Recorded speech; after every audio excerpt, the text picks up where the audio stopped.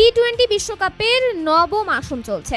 এবারের আসরের যৌথ আয়োজক ওয়েস্ট ইন্ডিজ ও যুক্তরাষ্ট্র। চলতি আসরের রেকর্ড 20টি দল অংশ নিচ্ছে। বিশ্বকাপে দলের সংখ্যা বাড়ায় প্রাইজ মানিও বেড়েছে। রেকর্ড পরিমাণ প্রাইজ মানি থাকছে চলমান এ আসরে। সোমবার টি-20 বিশ্বকাপের প্রাইজ মানি ঘোষণা করেছে আইসিসি।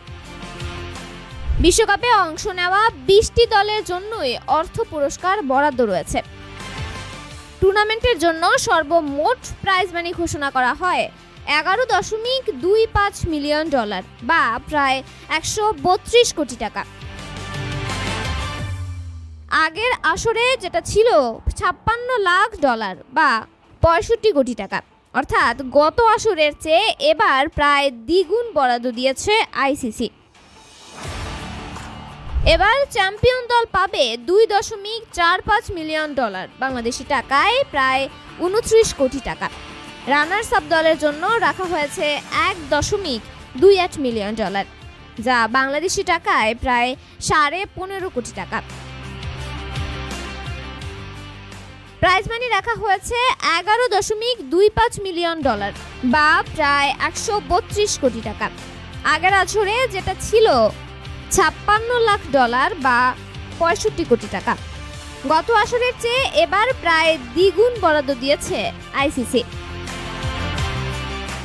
সেমিফাইনাল থেকে বাদ পড়া দল পাবে $9.24 লাখ টাকা। সুপার 8 থেকে বাদ পড়া 4 দল পাবে $2,82,500, যা বাংলাদেশি মুদ্রায় $4.50 লাখ টাকা। সেমিফাইনাল ও ফাইনাল জয়ের জন্য প্রতি দল পাবে $31,154, বা বাংলাদেশি টাকায় 36 লাখ টাকা। এছাড়া 9, 10, 11 ও 12 নম্বরে থাকা দল পাবে $247,500 মার্কিন, বা বাংলাদেশি টাকায় 2.90 লাখ টাকা। 13 থেকে 20 নম্বরে থাকা প্রতিটি দল $225,000 পাবে, যা বাংলাদেশি মুদ্রায় 2.64 লাখ টাকা। তন্নি শিকদার, দৈনিক সকালের দুনিয়া।